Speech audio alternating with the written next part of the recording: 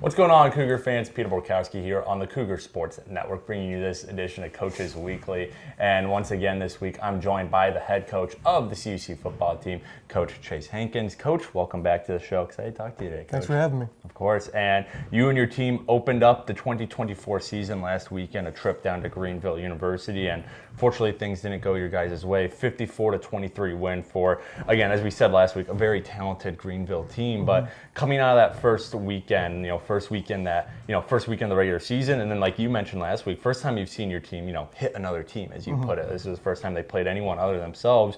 What were some of your general takeaways from that Saturday? I know things didn't go the way you guys wanted on the scoreboard, but what are some of the positives you're taking away from that Saturday, and what are some of the main improvements that you see that need to be made based off that Greenville game?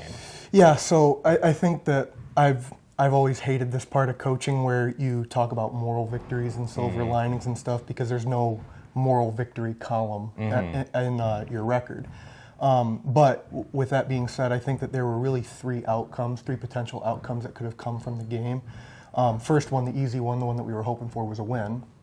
The second one was losing due to a gap in talent, and then the third one would have been losing due to a gap of experience.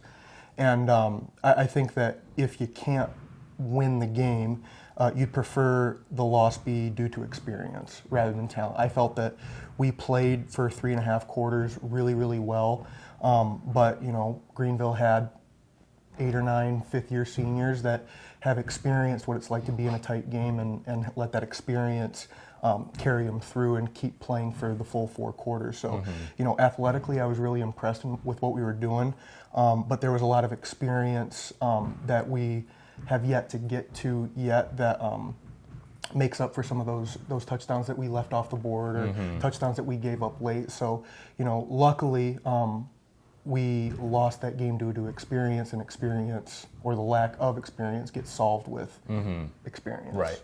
Yeah. And in terms of one of the positives, at least on the scorebook, for an individual player, was Joran Brown. Had himself a really nice game, over 150 yards rushing, scored a touchdown as well. And I mean, he's just a sophomore. He's already an all-NAC member from last year.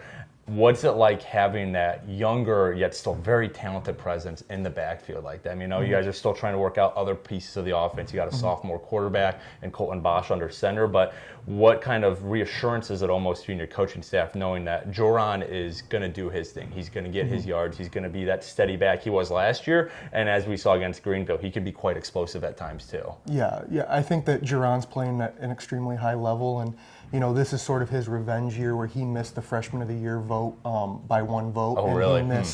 He missed 2 or 3 conference games. So, if you play one of them, you might get that vote to get your Freshman of the Year award. So, it's fantastic being able to rely on him and rely on other staples of our offense like Devin Bledsoe and Jace Levi and Henry Jones. And Colton is starting to mesh better, where we're going to start to rely on Colton more as we get further into the season. But there's a lot of talent on our offense that we're really excited about. Where last year we were thinking about how we spread the ball around, and now this year we're still trying to figure out how to spread the ball around, but more out of excitement and getting the ball to guys that can do cool things. Playmakers. Get it. Yeah.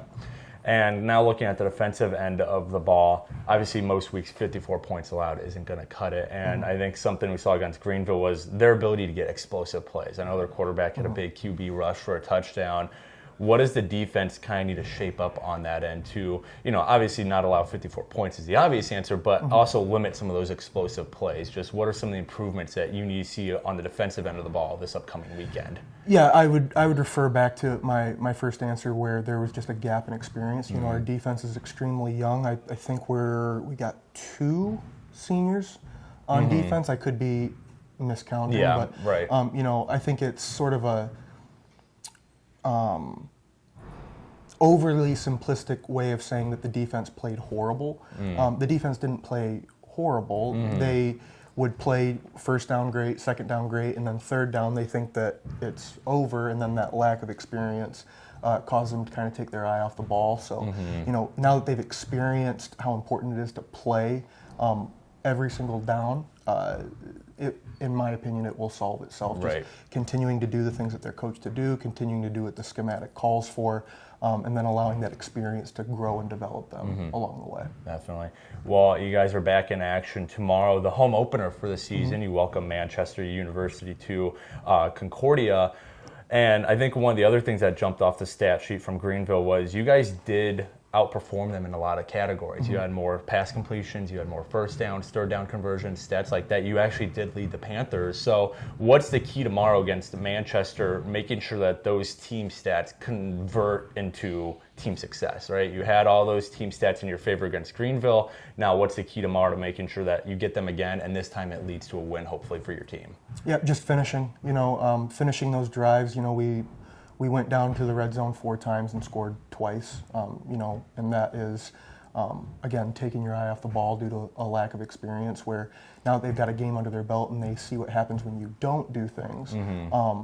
Hopefully that'll carry over into actually finishing drives on both sides of the ball. Right. CUC football back in action tomorrow afternoon, welcoming Manchester University to CUC for the 2024 home opener. Kickoff is set for 2:30, and coverage can be found at our website, cucougars.com, and the live stream can be found on our YouTube page, CUC Sports. Coach, thanks again for joining me today, and good luck tomorrow. I'm looking forward to talking about tomorrow when we meet again next week. But until then, this is Peter Borkowski signing off of the Cougar Sports Network, and when we say, as always, go Cougars. Go Cougs.